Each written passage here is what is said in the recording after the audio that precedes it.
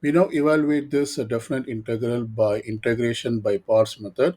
So in this method, we have to consider the first expression or the algebraic expression as the u, and then the remaining expression we consider as dv. So this one we consider as dv. So first let's write the integration by parts method formula.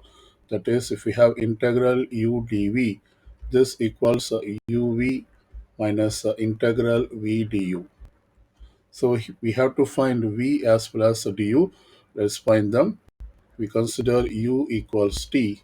We put a line, and then we consider dv equals p double prime of t. That is the second derivative of p of t dt. In this side, we have to differentiate. So when we differentiate, we get du equals dt. And this side, we have to integrate. And so when we integrate dv, we get v. And the integration or the antiderivative of second derivative of p of t, we get the first derivative of p of t.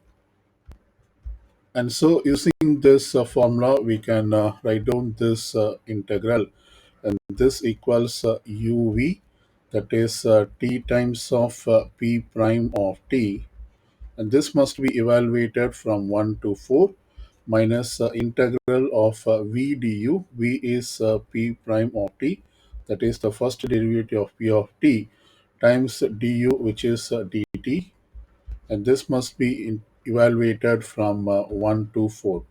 So let's simplify and substitute the values. So here this will become, if we apply the upper limit, it will become 4 times of p prime of 4 by replacing t by 4, minus we now substitute the lower limit in place of t. So it will become 1 times of p prime of 1. So I can write this as just p prime of 1. Now we will integrate this one, that is the antiderivative of p prime of t is basically p of t, and this must be evaluated from 1 to 4. Let's put a bracket so that we will take care of the negative.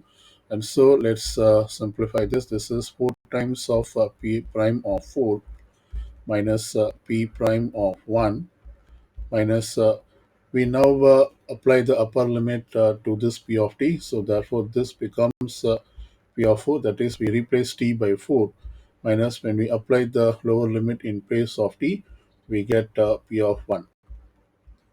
And so when we expand this brackets, we can write this as a negative of p of 4, and this will become positive of p of 1. So we know how to substitute the given values so that we can determine this antiderivative or the definite integral. We have p of 1 equals 7. So I replace this as plus 7, and then p prime of 1 equals 1.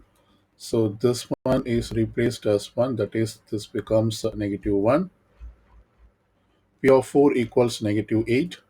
So this one is negative 8. So therefore this becomes plus 8. And p prime of 4 is negative 7. So here we have 4 times of negative 7. Let's simplify this.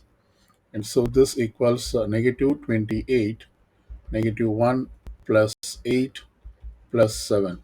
And so this gives negative 14.